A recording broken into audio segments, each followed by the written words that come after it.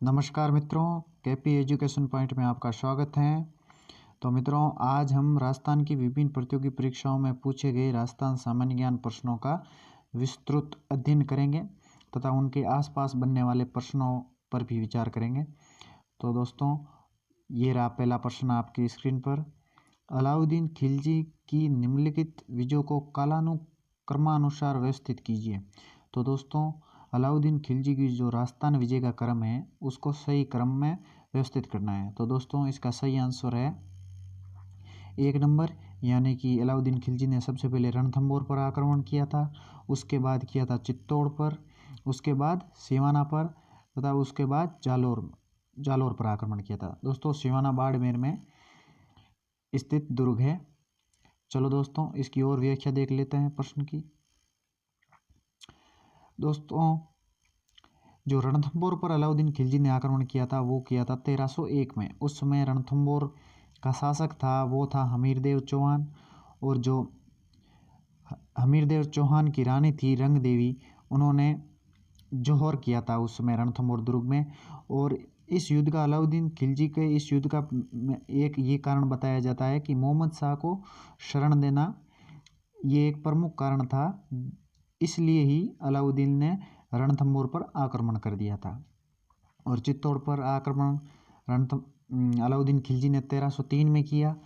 उस समय वहाँ के शासक थे रतन सिंह, उनकी रानी थी पद्मिनी, और जो रतन सिंह के 2 सेनापति थे गोरा एवं बादल, वीर सेनापति थे रतन सिंह के।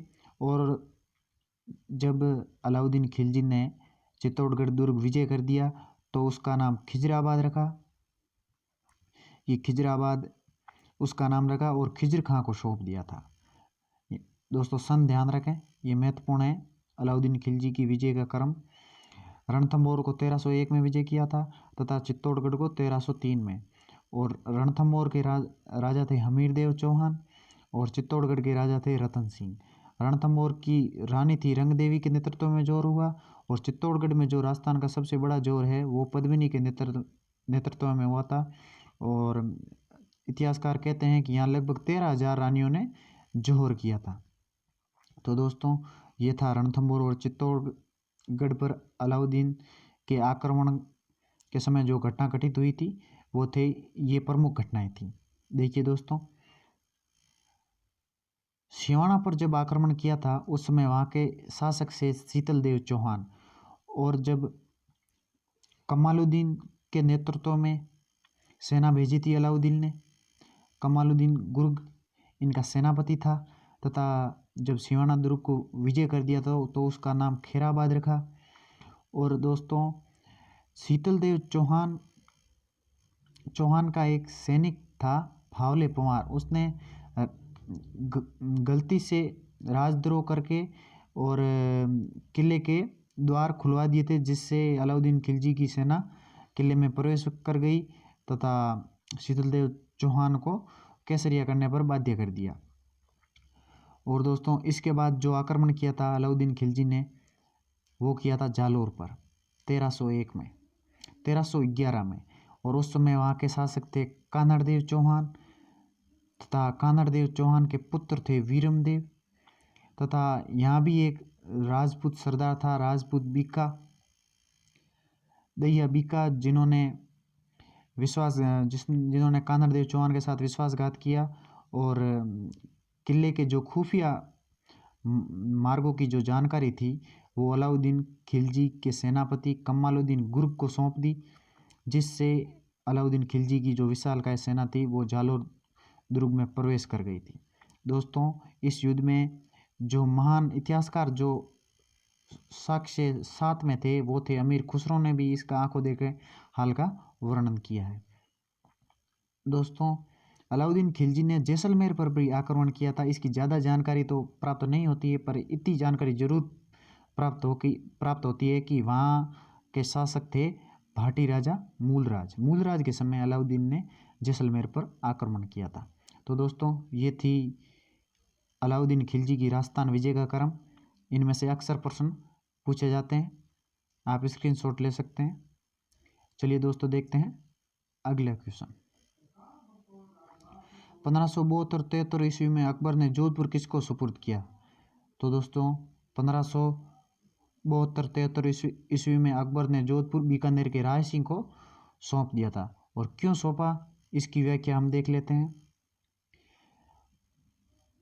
दोस्तों मालदेव ने अपना जो उत्तराधिकारी था वो चंद्रसेन को चुना। चंद्रसेन इनका छोटा बेटा था, जिससे नाराज होकर चंद्रसेन का भाई उदय सिंह इनका बड़ा बेटा था मालदेव का। तो उदय सिंह अकबर के दरबार में चला गया।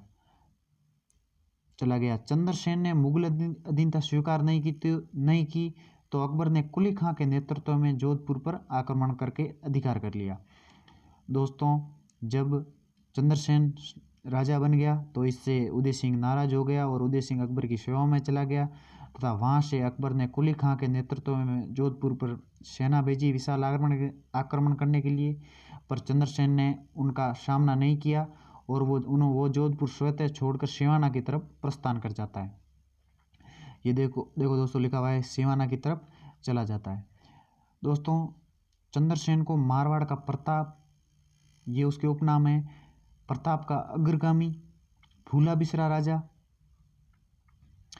भी कहा जाता है। ये चंद्रसेन के उपनाम है जो कि राजस्थान के एग्जामों में बार बार पूछे जाते हैं, ये आप ध्यान रखिएगा।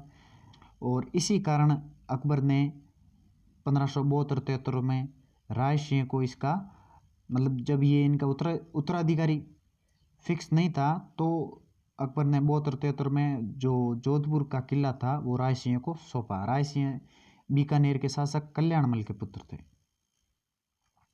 चलिए दोस्तों चलते हैं अगले क्वेश्चन की ओर। कतिपय राजपूत शासकों की सूची नीचे दी जा रही है। दोस्तों ये जो राजपूत शासकों की 4 नाम दिए गए हैं, इनमें से किन्हीं 2 का चयन करें जिन्होंने मुगलों का सहयोग किया था। तो दोस्तों सभी को पता है कि मान सिंह और राय सिंह ने मुगलों का सहयोग किया था, यानी कि इसका 1 नंबर आंसर सही हो जाएगा। और दोस्तों देखिए मान सिंह और राय सिंह की और क्या महत्वपूर्ण बातें हैं। दोस्तों ये देखिए सवाई मान सिंह आमेर का शासक, अकबर ने इसे फर्जंद की उपाधि दी और 7,000 सर्वोच्च मनसबदारी प्रदान की। दोस्तों सवाई मान सिंह है वो आमेर का शासक था, अकबर ने इसे फर्जंद की उपाधि दी थी। दोस्तों फर्जंद यानी बेटे के समान माना था अकबर ने सवाई मान सिंह को। और 7,000 जो मनसबदारी प्रथा है वो मुगलों द्वारा शुरू की गई, उसमें 7,000 जो मनसब थे वो सवाई मान सिंह ने आमेर के शासक थे उन्होंने उनको दी थी। और जो सर्वाधिक मनसबदारी प्रथा है वो मान सिंह के नाम थी, 7,000 मनसबदार। और हल्दी घाटी युद्ध में अकबर की सेना का नेतृत्व किया था। दोस्तों सवाई मान सिंह ने महाराणा प्रताप के विरुद्ध जो हल्दी घाटी का युद्ध हुआ था 1576 में, उसमें जो अकबर की सेना थी उनका नेतृत्व किसने किया था? सवाई मान सिंह ने किया था। और अगर दोस्तों देखें तो सवाई मान सिंह है वो भारमल का पोता तथा भगवंत दास का बेटा था। दोस्तों जो सवाई मान सिंह है वो आमेर के शासक रहे, भारमल तथा भगवंत दास का वंशज था। तो ये थोड़ा बात ध्यान रखिएगा आप। और देखिए दोस्तों राय सिंह बीकानेर का शासक, दोस्तों राय सिंह था जो बीकानेर का शासक था तथा कल्याणमल का पुत्र था। 1517 में अपने पिता के साथ नागौर दरबार में भाग लिया था दोस्तों राय सिंह ने। राय सिंह के बारे में दोस्तों इतनी जानकारी सफिशिएंट है, आप ध्यान रखिएगा क्योंकि पूछा गया प्रश्न है और पूछा भी जा सकता है। चलिए दोस्तों चलते हैं अगले क्वेश्चन की ओर। प्रजामंडल के बारे में पूछा है, सूची 1 को सूची 2 से सम्मिलित करना है। तो दोस्तों इसका जो सही आंसर है वो है 2 नंबर, यानी कि डूंगरपुर प्रजामंडल की स्थापना हुई थी 1944 में। डूंगरपुर प्रजामंडल 1944। जयपुर प्रजामंडल की स्थापना हुई थी 1931 में दोस्तों। और बीकानेर प्रजामंडल की स्थापना हुई थी 1936 में। अलवर प्रजामंडल की स्थापना हुई थी 1938 में। दोस्तों ये प्रजामंडल और इनके निर्माण का काल पूछा है दोस्तों, ये तो सीधा सीधा क्वेश्चन पूछा जाता है, ये तो रटने की बात है, इसमें कोई समझने की बात है नहीं। ये तो सन प्रजामंडल की स्थापना कब हुई तथा पहले कौन सी हुई बाद में कौन सी हुई, ये दोस्तों आप ध्यान रखें। सबसे पहले जयपुर प्रजामंडल की स्थापना हुई थी, ये दोस्तों आप ध्यान रखें जरूर। 1931 में हुई थी। और जयपुर प्रजामंडल की स्थापना 2 बार हुई थी, एक बार 1931 में हुई थी, एक बार 1936-37 में हुई थी। देखिए दोस्तों, इसमें और क्या जानकारी अपन को मिल सकती है वो देखिए। इनके संस्थापकों का नाम दोस्तों आप ध्यान रखें, जैसे डूंगरपुर का जो प्रजामंडल है उनकी स्थापना की थी भोगीलाल पंड्या ने। जयपुर का जो कपूरचंद पाटनी ने पहले स्थापना की, बाद में जमनालाल बजाज ने इनका पुनर्गठन किया था। बीकानेर का मगाराम वैद्य, बीकानेर प्रजामंडल की स्थापना मगाराम वैद्य द्वारा की गई। बीकानेर और दोस्तों ये राजस्थान के 2 प्रजामंडल हैं जिनकी स्थापना राजस्थान से बाहर हुई है। ये बार बार एग्जाम में पूछे जाते हैं कि बीकानेर प्रजामंडल की स्थापना राजस्थान, प्रश्न ये पूछा जाता है परीक्षाओं में कि राजस्थान के ऐसे कौन से 2 प्रजामंडल है जिनकी स्थापना राजस्थान से बाहर हुई है। तो दोस्तों बीकानेर और सिरोही, इन 2 प्रजामंडलों की स्थापना राजस्थान से बाहर हुई है। और बीकानेर प्रजामंडल की स्थापना कोलकाता में हुई है, बीकानेर की मगाराम वैद्य द्वारा स्थापना की गई। और सिरोही प्रजामंडल की स्थापना हुई थी मुंबई में, और इसकी स्थापना गोकुल भाई भट्ट द्वारा की गई थी। अलवर प्रजामंडल की स्थापना हरिनारायण शर्मा द्वारा की गई थी। दोस्तों ये आप ध्यान रखें, मुख्य फैक्ट हैं प्रजामंडल के, अक्सर पूछे। दोस्तों 3-4 टॉपिक ऐसे हैं जैसे किसान आंदोलन हुआ, प्रजामंडल हुआ, 1857 की क्रांति हुई। हर एग्जामों में 2-3 प्रश्न इनसे जरूर पूछे जा सकते हैं। ये टॉपिक आप कम से कम क्लियर जरूर कर लें। चलिए दोस्तों चलते हैं अगले क्वेश्चन की ओर। अजमेर का राजस्थान में विलय हुआ। तो दोस्तों अजमेर का राजस्थान में विलय हुआ था 1956 में, 7वें चरण में राजस्थान में विलय हुआ था तथा वर्तमान राजस्थान अस्तित्व में आया था। और दोस्तों देख लीजिए इसकी क्या भी व्याख्या हो सकती है, जो दोस्तों मैंने बताया था आपको। 7वें चरण में 1 नवंबर 1956 को अजमेर, मेरवाड़ा तथा अबू देलवाड़ा को राजस्थान में मिलाया गया था। ये दोस्तों 7वां चरण। और वर्तमान राजस्थान 1 नवंबर 1956 में अस्तित्व में आया था। ये थे दोस्तों 7वें चरण की दोस्तों ये घटनाएं, आप ध्यान रखें। अगला क्वेश्चन देखिए दोस्तों, कितने सोपानों में सिरोही का राजस्थान में विलय हुआ था। तो दोस्तों सिरोही का राजस्थान में विलय 2 सोपानों में हुआ था। चलिए दोस्तों चलते हैं इस प्रश्न की व्याख्या की ओर। सिरोही का 2 पदों में राजस्थान में विलय हुआ, बता दिया दोस्तों, इसका यही आंसर था इस प्रश्न का। और छठा चरण अबू देलवाड़ा के अलावा दोस्तों जो 2 चरण हैं वो थे, एक तो छठा चरण और एक 7वां चरण। छठे चरण में क्या हुआ दोस्तों, अबू देलवाड़ा का जो अलावा भाग था, बाकी वाला भाग था, वो राजस्थान में मिलाया गया था और अबू देलवाड़ा को मध्य प्रदेश को दे दिया गया था।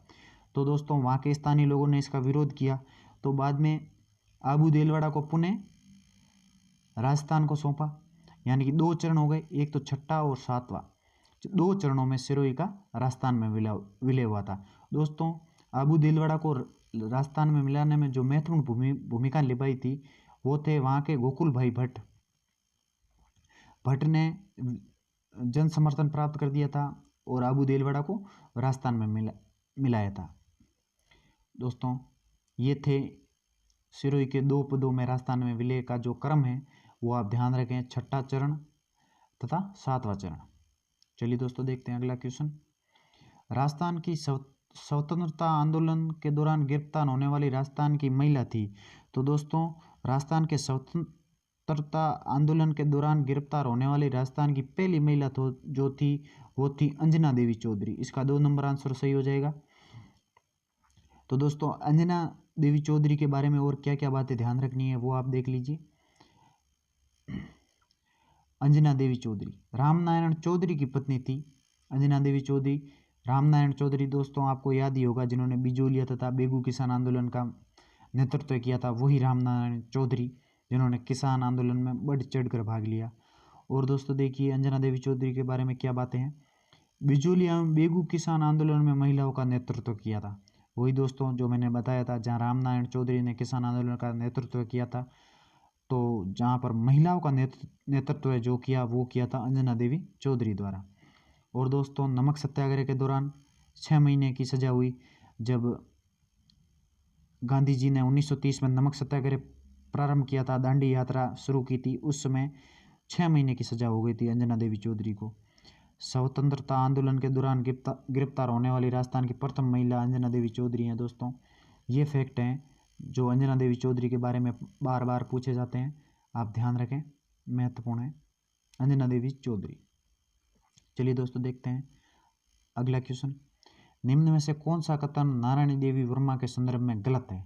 दोस्तों ये 4 कथन दिए गए हैं, इनमें आपको गलत कथन बताना है, यानी कि 3 कथन सही हैं और 1 कथन है जो नारायणी देवी के बारे में गलत है। तो दोस्तों मैं पहले आपको बता देता हूँ कि गलत कथन कौन सा है।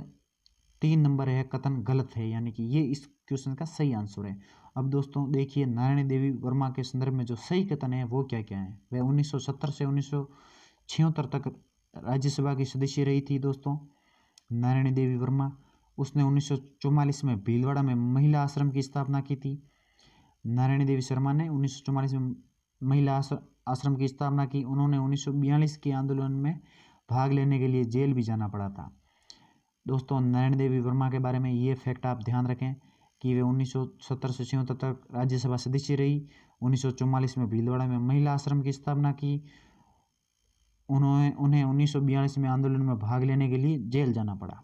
ये दोस्तों आप फैक्ट ध्यान रखें नारायणी देवी वर्मा के बारे में। और दोस्तों देखिए नारायणी देवी वर्मा के बारे में और क्या महत्वपूर्ण बातें हैं, ये देखिए दोस्तों। नारायणी देवी वर्मा हैं वो माणिक्यलाल वर्मा की पत्नी थी, क्रांतिकारी थे माणिक्यलाल वर्मा, उनकी जो पत्नी है वो नारायणी देवी वर्मा है। और दोस्तों पिछले प्रश्न में हमने देखा अंजना देवी चौधरी जो कि रामनारायण चौधरी की पत्नी थी, वो ध्यान रखें दोस्तों, कन्फ्यूजन ना हो इनमें ज़्यादा। और दोस्तों देखिए मेवाड़ प्रजामंडल के दौरान जेल गई, यानी कि मेवाड़ प्रजामंडल में भागीदारी करने के कारण ये जेल भी गई दोस्तों नारायणी देवी चौधरी। भारत छोड़ो आंदोलन के समय 6 माह के पुत्र के साथ जेल गई दोस्तों।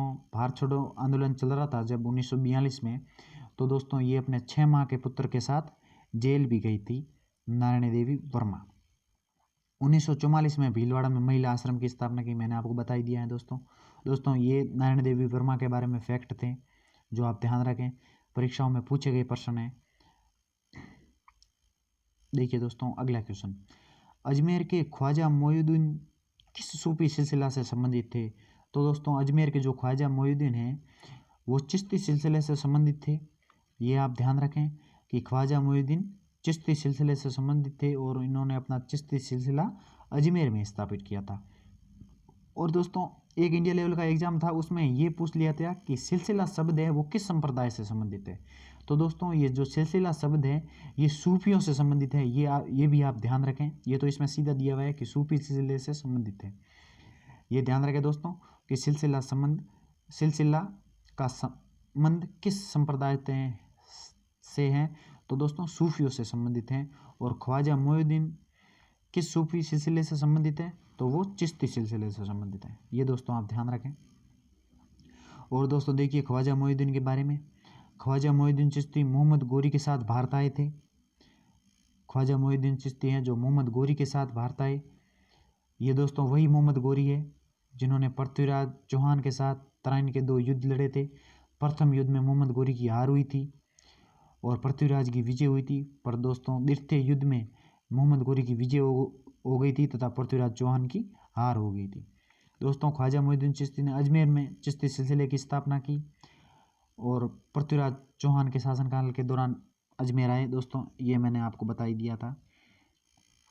तो दोस्तों ये थे महत्वपूर्ण प्रश्न जो मैंने पिछली परीक्षाओं का संकलन करके मैंने आपके सामने प्रस्तुत किए दोस्तों। ऐसे ही प्रश्नों की व्याख्या तथा हल के लिए आप हमारे चैनल को सब्सक्राइब जरूर करें और ऐसे ही प्रश्नों की हम विस्तृत व्याख्या लेके समय समय पर आते रहेंगे आपके सामने। और दोस्तों अगर आपको पिछली परीक्षाओं कोई भी परीक्षा हो पिछली, तो उनके पेपरों का हल चाहिए तो हमारे यूट्यूब चैनल को सब्सक्राइब जरूर करें। धन्यवाद दोस्तों।